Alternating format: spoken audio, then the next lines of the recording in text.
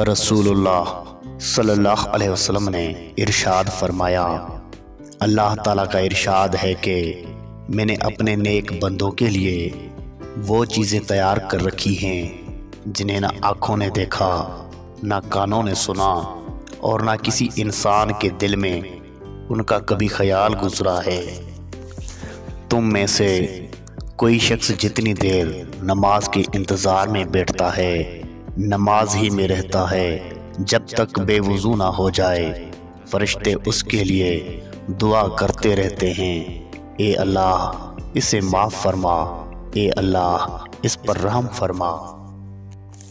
वो शख्स जो तन्हाई में अल्लाह ताला का जिक्र करते हुए अल्लाह के खौफ से रो पड़ता है, अल्लाह ताला उसे क़यामत के दिन अपने अर्श का साया अता करेंगे।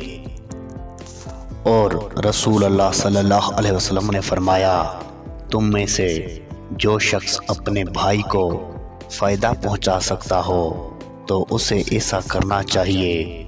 मज़ीद फरमाया, अल्लाह ताला उस वक्त तक बंदे की मदद में रहता है जब तक बंदा अपने भाई की मदद में रहता है।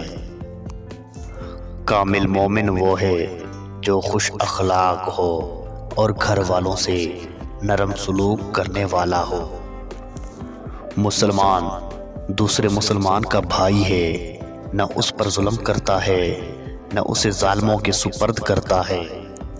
जो शख्स अपने भाई की हाजत पूरी करने में लगा होता है, अल्लाह ताला उसकी हाजत रवाई फरमाता है। जो किसी मुसलमान से उसकी एक तकलीफ़ दूर करता है, अल्लाह ताला उससे क़यामत की तकलीफ़ों में से एक तकलीफ़ दूर करता है। जो शख्स किसी मुसलमान की पर्दापोशी करता है, अल्लाह ताला क़यामत के दिन उसके ऐबों की पर्दापोशी फरमाएगा। सवाब की नीयत से शेयर कर दें।